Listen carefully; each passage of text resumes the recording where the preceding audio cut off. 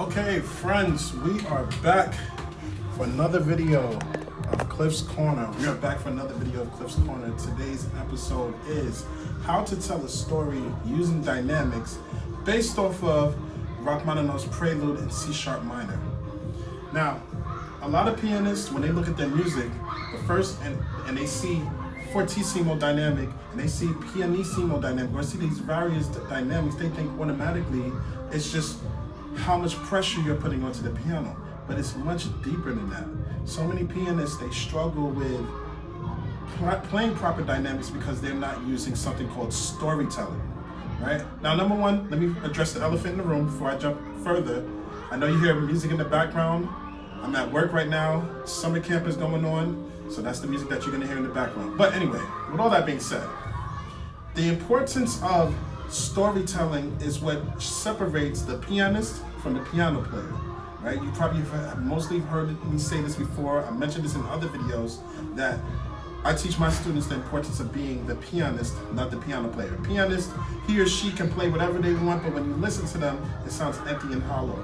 Sorry, the piano player. The pianists have all the skills in the world, but they can tell a story through the piano, and that's on their touch. That's dependent upon their own type touch. So, with all that being said, let's just jump right into it. Today I'm using Rachmaninoff's Prelude in C# minor, a very amazing piece. It's just absolutely beyond great. It's one of my favorite pieces to play, right? So I'm not gonna play the whole thing, but I'm gonna show you the importance of using storytelling to help with dynamic, especially a piece like this. Because you first start off with these fortissimo chords, and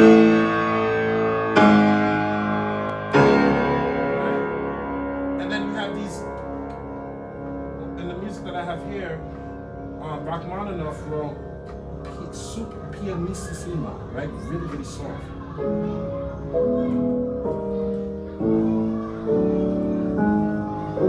Right? We have all of this, right? And all that is cool, but how do we develop this?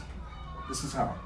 When I first hear these opening chords, these octaves,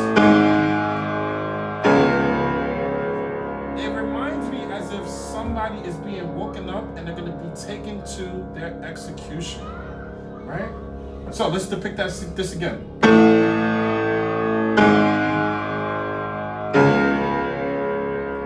holding, and then now to get this pianissimo dynamic, we're going to hold the left pedal as well.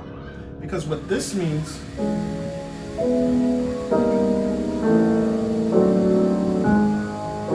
to me, that means that the prisoner who's getting marched to his demise, he or she is now thinking about on their life, and they're beginning to plead with the prisoners to please let them go. They want another chance at life. So we start off, they're being woken up.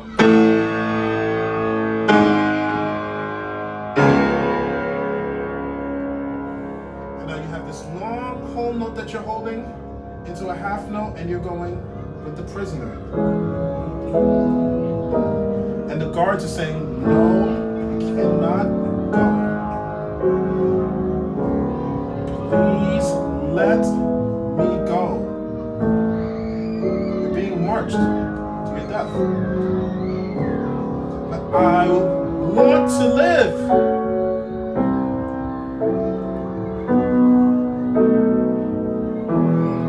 Right? So let's go back up a little bit. Let's dive even deeper. When we have this A,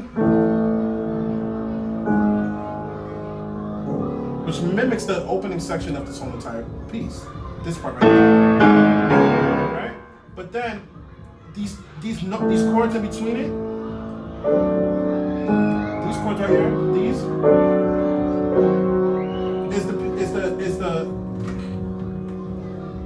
is the prisoner still pleading with the guards to let him go, right? So now that we have the first opening section, which is the first 1, 2, 3 measures, 4 measures actually, now we can really fully dive deeper into the opening section of the piece interpretational wise. Even if you're practicing this slow, right? Tell a story so that you can kill two birds with one stone while you're practicing your music. You have your storytelling, as well as, of course, working on the technical aspects of the piece, right? So we start again from the beginning.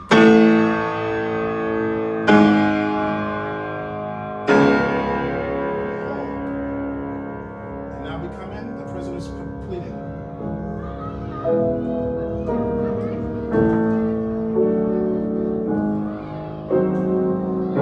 And now it's very important that you get these harmonies.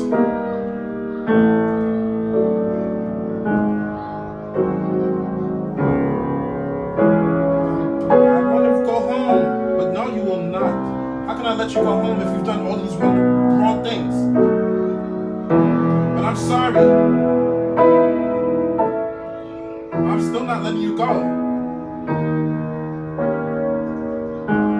So, a better way to depict this section right here, this whole entire opening section, the first few measures, right, is to think of it as a prisoner, of course, has been captured, he's being marched to his death, but he's having a conversation with the guards, pleading for his life, trying to bribe them, trying to tell them, like, hey, listen, I have this going on, I have that, I can offer you this, I can offer you that. But the guards are not convinced. They are not convinced at all. So now, we're going to here.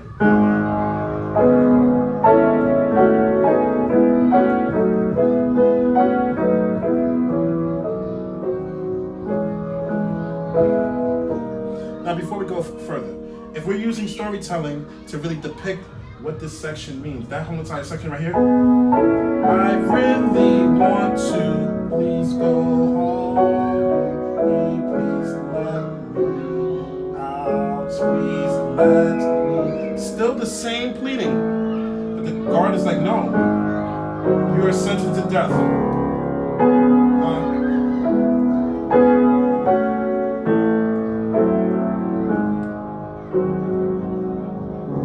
And also another thing, when you're trying to depict something, especially a piece like this, where you have the pianissimo and you have all these harmonies in between. Yes, using the right pedal and the left pedal also helps, right? And of course, using storytelling also helps tremendously when you're depicting what you have in your music. But it also comes down to your touch on the piano. I can play this opening section like this, even if it's pianissimo. Right? I can play it like that.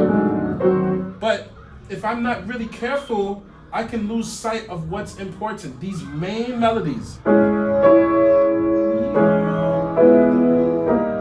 So now, the question becomes something that is every pianist's struggle.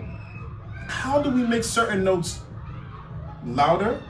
And how do we make certain notes softer, especially when you're doing chords? How do we make our top lines louder while our accompaniment is softer?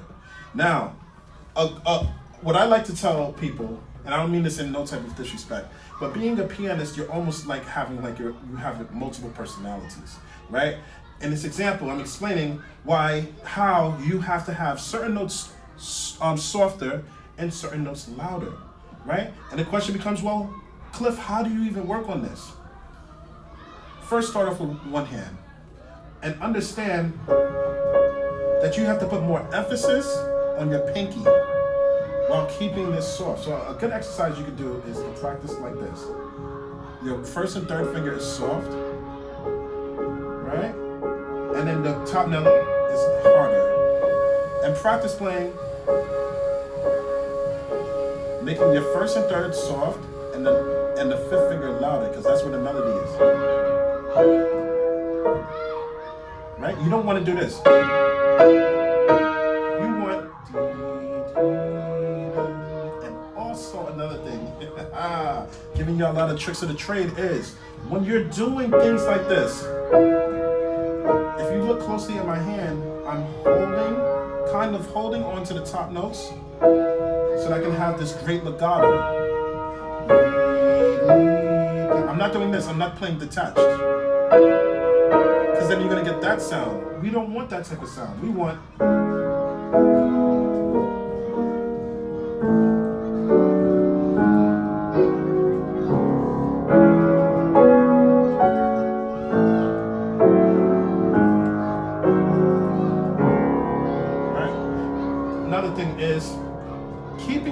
our story. The prisoner has been woken up. He's being marched to his death. He's pleading with the guards, right? So just imagine you're putting yourself in that prisoner's position. How would you feel, right? Just because this is a story that we made up or I made up doesn't mean that you can't put yourself in those shoes, right? Just like if you had a story that you decipher for this piece, and somebody came along and you asked them to do what I'm asking you to do right now, they should be able to put themselves in this story, the main person's shoes. How exactly would you feel? Would you feel happy? Would you feel sad? Would you feel despair? Would you feel desperate? Of course you're gonna feel sad, you're gonna feel anxious, you're gonna feel despair, you're gonna feel so scared because you do not want to be marched to your death. Right? So now you have all of these emotions, you have the story that goes with it. Now it comes down to your touch on the piano.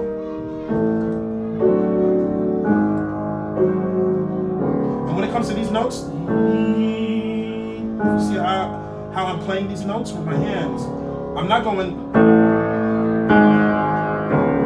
playing with more grace and putting the note down, holding. The sound comes from here, and I'm connecting.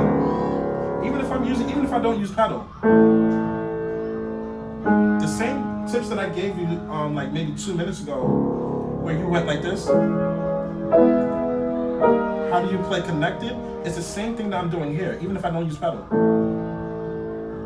Hold, connecting to connect. Sometimes I'm holding one of the bottom notes, which makes sense, right? So that you can connect from one note to the next. If you use your pedal, it sounds even better.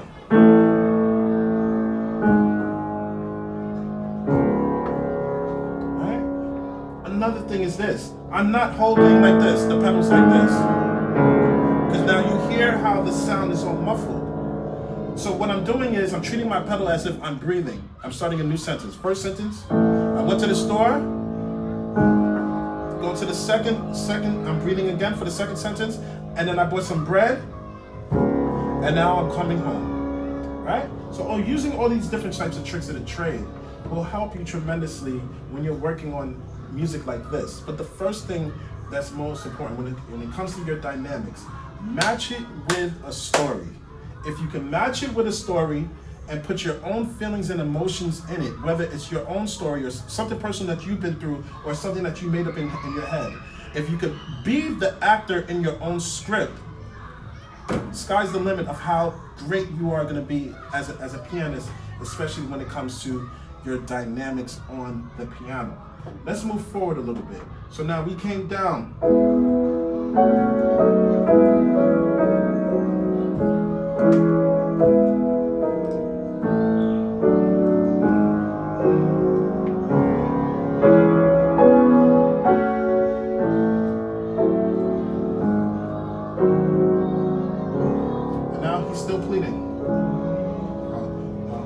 The next part is I lost my slot. Where am I? Okay, I'm here.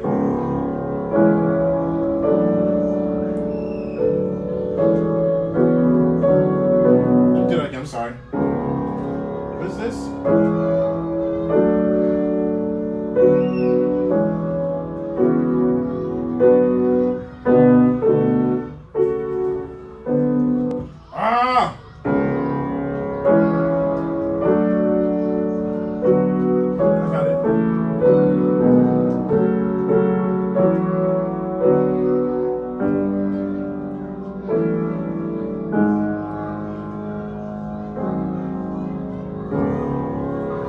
Now you have this last part before you have the really beautiful part.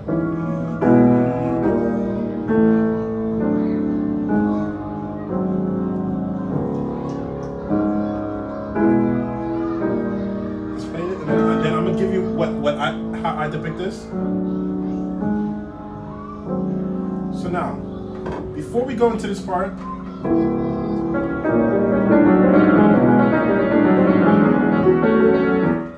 So now, before we go into that fast part, the agitato part, the way I depict this section here, he's giving his last pleas to the guards to please let him go. But of course, little do the guards know is that he has a trick up his sleeve.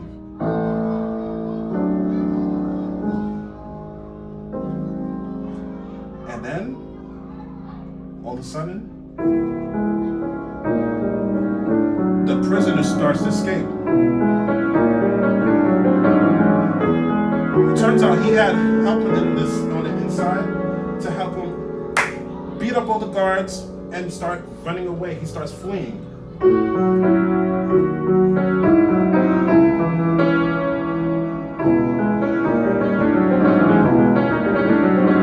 So if you're playing this whole entire section here to me sounds as if it's a chase, right? So he's going through the whole entire village being chased around. People are helping him escape and things like this. And then he reaches a climax. And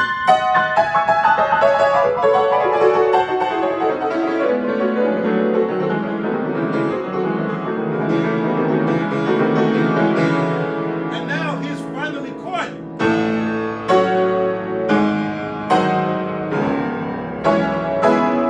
Now, when you have these big chords, the way to depict this in my head is even though he's finally caught,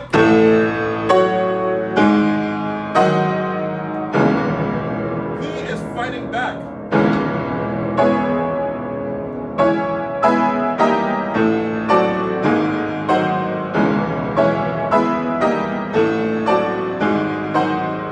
So just imagine the prisoner now has the village on his side going against the Kingsmen guards, and it's a big war.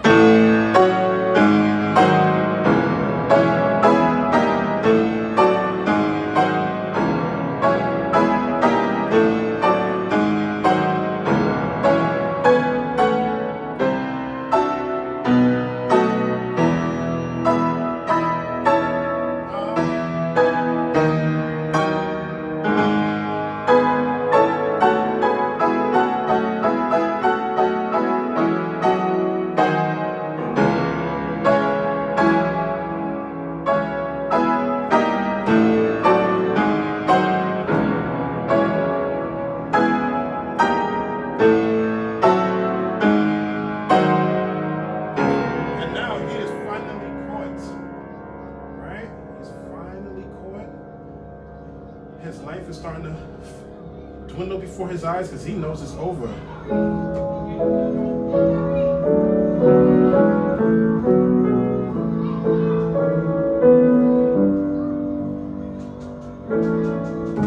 knows it's over. And now, as everything is coming to an end, they put him on the guillotine.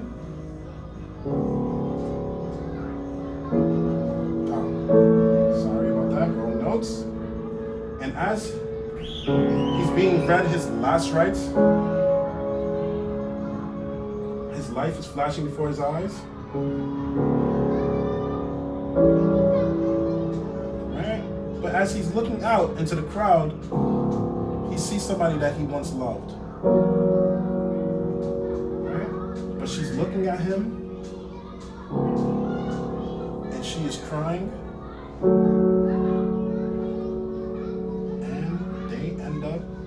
The rest is history.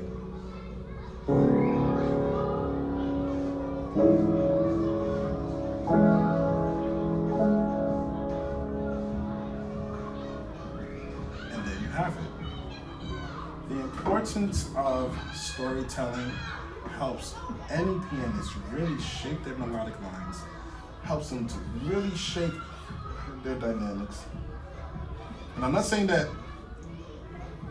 excuse me, let me say this again. The importance of storytelling helps pianists shape their melodic lines, help them to shape their dynamics in a way that means everything in the world to them here and here, right? Once you have those tools at your disposal, the sky's the limit of how much you can do as a pianist, how much you can do as a musician, right? And I'm not saying that there's not going to be times where you have to, okay, maybe put aside your dynamics, especially when you're trying to mix the dynamics, mix your storytelling, with your with working on the technical aspects of it, sometimes you have to do that, right? Separate the two. But when you're practicing slow and you have the technique side of it under your fingers, and you're practicing slow, don't separate your technique from your artistry. Don't separate the technique from the artistry, which is your storytelling. They should go hand in hand. They need to be synonymous, hand in hand. That way, when you bring everything up to speed, everything will sound more cohesive and you're learning your music faster, right? So this is another episode of Cliff's Corner. I want to thank you so much for tuning in. For any pianist who is struggling with their technique and struggling with interpretation of music and struggling with whatever, whether you're a beginner, intermediate, or lower advanced level pianist, now high level advanced pianist, I have my school, which is completely free. Head to the link in the description to join my school community today. And I'm looking forward to seeing you there. There's going to be so much more information, so much more game that I can share with you to help you become the better pianist the best pianist that you are striving to be, right? So head to the link in the description. Thank you so much for tuning in. This is another episode of Cliff's Corner. Love y'all.